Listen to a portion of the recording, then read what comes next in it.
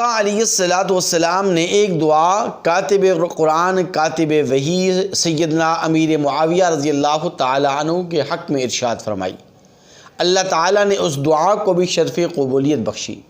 ایک دعا، ایک پیشن گوئی آقا علیہ الصلوۃ والسلام نے اپنے نواسے حضرت حسن رضی اللہ تعالی عنہ کے حق میں ارشاد فرمائی، اللہ نے اسے بھی پورا کر کے دکھلایا۔ آقا علیہ الصلوۃ والسلام نے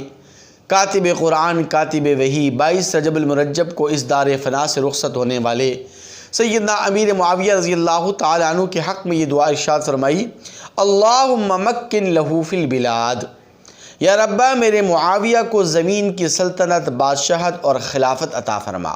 اور آقا علیہ الصلوۃ والسلام نے امیر معاویہ کو نصیحت کرتے ہوئے ارشاد فرمایا، یا معاویہ اذا ولیت فی الارض فاتق وعدل، اے معاویہ جب اللہ تعالیٰ تجھے زمین میں سلطنت، بادشاہت، خلافت عطا فرما دیں تو زمین میں اللہ کا نظام قائم فرمانا، اللہ سے ڈرتے رہنا اور عدل و انصاف قائم فرمانا۔ حضرت حسن رضی اللہ تعالی عنہ ایک مرتبہ مسجد نبوی میں تشریف لا رہے تھے۔ آقا علیہ الصلوۃ والسلام صحن میں تشریف لائے، اپنے نواسے کو اٹھایا، بوسہ دیا، چوما اور فرمایا ان ابن الصالح، کہ یہ میرا وہ نیک، صالح اور متقی و پرہیزگار بیٹا ہے کہ اللہ تبارک و تعالی جس کے ذریعے سے میری امت کے دو گروہوں کے تصادم کو، جب ان کے درمیان اختلاف شدید ہو جائے گا، صلح کرائے گا۔ میرا یہ بیٹا ان دونوں گروہوں کے درمیان اس تضاد کو، اس تصادم کو، اس اختلاف شدید کو ختم کرے گا۔ امیر معاویہ رضی اللہ تعالیٰ عنہ کا دور حکومت آتا ہے۔ سیدنا حسن رضی اللہ تعالی عنہ خط لکھتے ہیں، چند ایک شرائط کے ساتھ امیر معاویہ رضی اللہ تعالی عنہ کے پاس جب وہ خط پہنچتا ہے، امیر معاویہ رضی اللہ تعالی عنہ بغیر خط پڑھے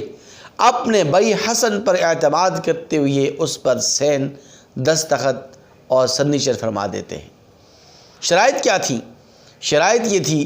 کہ فلاں فلاں علاقے کا جزیہ ہم وصول کریں گے، فلاں علاقے کا ٹیکس اہل بیت وصول کریں گے، فلاں فلاں علاقے میں گورنر ہمارا آدمی متعین ہوگا۔ یہ حضرت حسن رضی اللہ تعالی عنہ کی طرف سے شرائط لکھی جا رہی ہیں۔ امیر معاویہ رضی اللہ تعالی عنہ ان شرائط کو پڑھے بغیر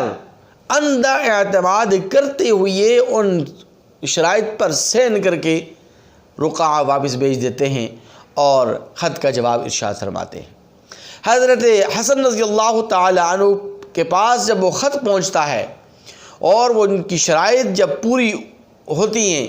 اور شرائط پر جب دستخط انہیں امیر معاویہ رضی اللہ تعالی عنہ کا نظر آتا ہے تو امیر معاویہ رضی اللہ تعالی عنہ کے پاس تشریف لاتے ہیں اور بڑے مجمع میں کھڑے ہو کر امیر معاویہ رضی اللہ تعالی عنہ کے ہاتھ پر بیعت خلافت کرتے ہیں اور فرماتے ہیں کہ آج الحمدللہ ثم الحمدللہ میں اپنے نانا محمد مصطفیٰ آصف مجتبیٰ صلی اللہ علیہ وسلم کی دعا بن کر صلح کا پیکر بننا چاہتا ہوں، اور علی اور معاویہ دو گروہوں کے درمیان جو تضاد ہے، جو اختلاف ہے، اس کو ختم کر کے صلح کا پیکر بن کر حضور اکرم صلی اللہ علیہ وسلم کی اس پیشن گوئی اور اس دعا کا مصداق بننا چاہتا ہوں۔ جب سیدنا امیر معاویہ رضی اللہ تعالی عنہ سے سیدنا حسن رضی اللہ تعالی عنہ صلح کر لیتے ہیں اور معاملہ رفع دفع فرما دیتے ہیں تو حضرت حسن رضی اللہ تعالی عنہ کے نام لیواؤں کو یہ حق کس نے دیا ہے کہ وہ امیر معاویہ رضی اللہ تعالی عنہ پر طعن و تشنیع کریں یا ان پر اعتراض کریں؟ میں تو یہ سمجھتا ہوں کہ حضرت حسن رضی اللہ تعالی عنہ کے نام لیوا سیدنا امیر معاویہ رضی اللہ تعالی عنہ سے کبھی بھی بغض و عداوت نہیں رکھ سکتے۔ اگر حضرت حسن رضی اللہ تعالی عنہ کے نام لیوا امیر معاویہ رضی اللہ تعالی عنہ سے بغض اور عداوت رکھتے ہیں تو پھر وہ حضرت حسن رضی اللہ تعالی عنہ کے سچے پیروکار نہیں ہیں اور نہ ہی وہ مسلمان کہلانے کے حقدار ہیں۔ عبداللہ ابن مسعود رضی اللہ تعالی عنہ سے کسی نے کہا کہ آپ 3 رکعت نماز وتر ادا فرماتے ہیں، امیر معاویہ 1 رکعت نماز وتر ادا کرتے ہیں، تو عبداللہ ابن مسعود رضی اللہ تعالی عنہ جیسے جلیل القدر صحابی رسول جواب میں ارشاد فرماتے ہیں، لا تقولوا معاویہ انہ فقیہ، معاویہ کے متعلق کچھ مت کہو،